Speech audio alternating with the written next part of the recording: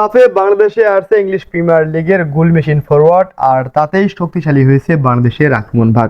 Right সাইডে রাকিব এবং left সাইডে ফারহান আলী ওয়াহিদ আর নাম্বার 9 পজিশনে জাহান হাকিমের প্রভাব, সবকিছু মিলিয়েই সাফের জন্য অনেক শক্তিশালী বাংলাদেশের স্কোয়াড। মিডফিল্ডে হামজা জামালের ডাবল পিভট জুটি, তারেক তুপুর ব্যাকলাইনে নেই কোনো ত্রুটি। পজিশনাল মিডফিল্ড, পাওয়ারফুল অ্যাটাক, বিশেষত ব্যাকলাইন দিয়ে শুধু সাফ নয়, এবার জয় করতে পারে এশিয়া এবং বিশ্বকাপ।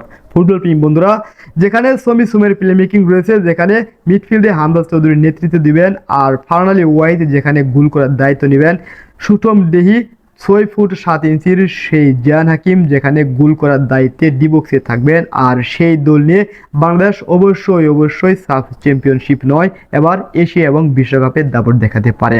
অনেকের প্রত্যাশা অনুযায়ী আজকের ভিডিওতে এসেছি বাংলাদেশ এই যে বর্তমানে একটা টিম নিয়ে, এই জাতীয় দল নিয়ে কি সাফ চ্যাম্পিয়নশিপ জয়লাভ করতে পারবে কিনা, সেই সম্ভাবনাময় বিষয়টা নিয়ে আজকে আপনাদের সামনে হাজির হয়েছি।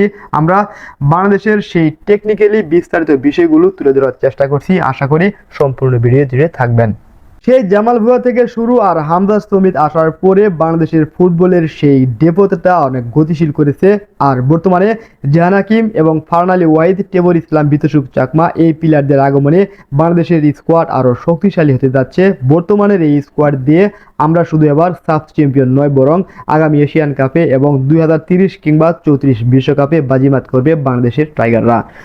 বর্তমান যে একটা স্কোয়াড রয়েছে, থমাস ডুলি এই স্কোয়াড দিয়ে অনেক কিছু করে দেখাতে পারেন। তার কাছে রয়েছে আনিসুর রহমান জিকোর মতো বাস পাখি গোলকিপার এবং জাহান আহমেদের মতো শক্তিশালী লেফট ব্যাক, যে কিনা বল পার মাত্রই ওভারলেপ করে উপরে উঠতে পারে, আর রাইট সাইডে সাদউদ্দিনের ক্রসগুলো দুর্দান্তভাবে কাজে লাগাতে পারবে বাংলাদেশের নাম্বার 10 রুলের সেই সমিত সম। সমিত সোমের ফুটবল সেন্স এবং প্লে মেকিং দিয়ে নেপাল, ভুটান, ভারত তো দূরের কথা, বর্তমানে বিশ্বের যে কোনো অ্যাডাপ্টিং দলের সাথে তাল মিলিয়ে চলার জন্য সামর্থ্য এবং শক্তি দুটাই রয়েছে বাংলাদেশের টাইগারদের। এই সাফ চ্যাম্পিয়নশিপ যেখানে আয়োজক বাংলাদেশ, সেখানে থাকবে VAR। বর্তমানে প্রযুক্তি এবং সব দিক থেকে তাল মিলিয়ে বাংলাদেশের ফেডারেশন অনেক উন্নয়নমূলক পদক্ষেপ গ্রহণ করতে যাচ্ছে। সেই সাথে প্রবাসী প্লেয়ারদের সাথে যে একটা লিঙ্ক আপ গঠন করেছে বা যে একটা লিঙ্ক আপ তৈরি হয়েছে, সেই লিঙ্ক আপের সূত্র ধরেই বাংলাদেশ আগামী দিনগুলোতে ভালো কিছু করবে। বর্তমানে বাংলাদেশের জন্য হামজা চৌধুরী, সামি সোম এবং জাহান আহমেদ রয়েছেন।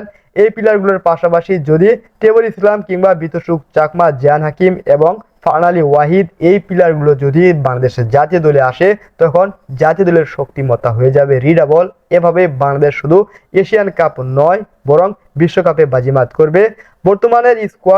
বর্তমানে বাংলাদেশের ন্যাশনাল টিম শুধু দক্ষিণ এশিয়ায় নয়, বরং পুরো এশিয়ার যে কোনো শক্তিশালী দলের বিপক্ষে চোখে চোখ রেখে যুদ্ধ করার জন্য প্রস্তুত রাখে। অতএব 2026 সাফ চ্যাম্পিয়নশিপে বাংলাদেশ অবশ্যই ভালো কিছু করবে। ধন্যবাদ সবাইকে। আসসালামু আলাইকুম।